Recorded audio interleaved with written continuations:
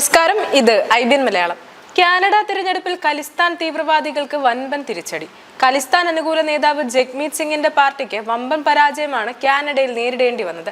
ഖലിസ്ഥാൻ ഭീകരൻ ഹർദീപ് സിംഗ് നിജ്ജറിന്റെ മരണത്തിൽ ഇന്ത്യയുടെ പങ്ക് ആരോപിച്ചുകൊണ്ട് മുൻ കാനഡ പ്രധാനമന്ത്രി ജസ്റ്റിൻ ട്രൂഡോ തുടർ ആരോപണങ്ങൾ ഉന്നയിച്ചത് ജഗ്മീത് സിംഗ് നയിച്ച ന്യൂ ഡെമോക്രാറ്റിക് പാർട്ടിയുടെ വാദങ്ങൾ ഏറ്റുപിടിച്ചുകൊണ്ടായിരുന്നു.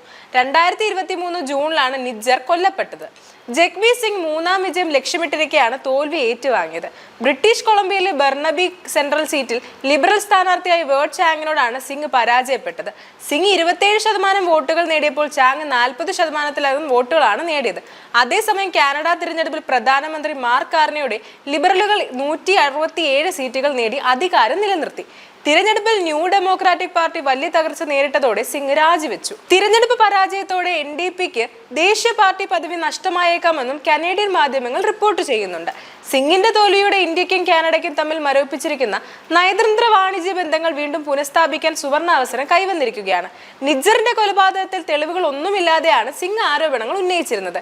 കിങ് മേക്കർ എന്നറിയപ്പെടുന്ന സിംഗിന്റെ പാർട്ടി കടുത്ത പോരാട്ടം നടന്ന തിരഞ്ഞെടുപ്പിൽ തോറ്റിരമ്പിയിരിക്കുകയാണ്. ദേശീയ പാർട്ടിയായി നിലനിൽക്കാൻ കുറഞ്ഞത് 12 സീറ്റുകളെങ്കിലും വേണം. NDPക്ക് കൂടുതൽ സീറ്റുകൾ നേടാൻ സാധിക്കാത്തതിൽ നിരാശയായെന്ന് ജഗ്മീത് സിംഗ് പറഞ്ഞു.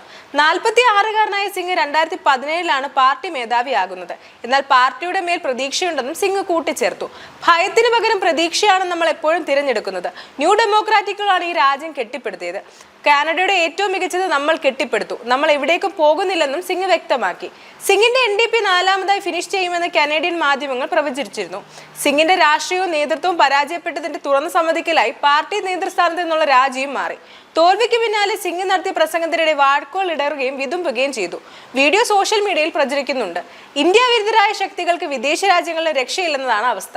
അമേരിക്കൻ രാഷ്ട്രീയത്തിലെ ജോ ബൈഡന്റെയും പരാജയവും കനേഡിയൻ പ്രധാനമന്ത്രി ജസ്റ്റിൻ ട്രൂഡോയുടെ രാജിയും ഒക്കെ നൽകുന്നത് ഭാരതത്തിന്റെ ശത്രുക്കളെ വിദേശ രാജ്യങ്ങളിൽ പോലും അട്ടിമറിക്കാൻ ശക്തിയുള്ള രാജ്യമായി ഭാരതം മാറിയിരിക്കുന്നു എന്നതാണ്. News desk IBN Malayalam.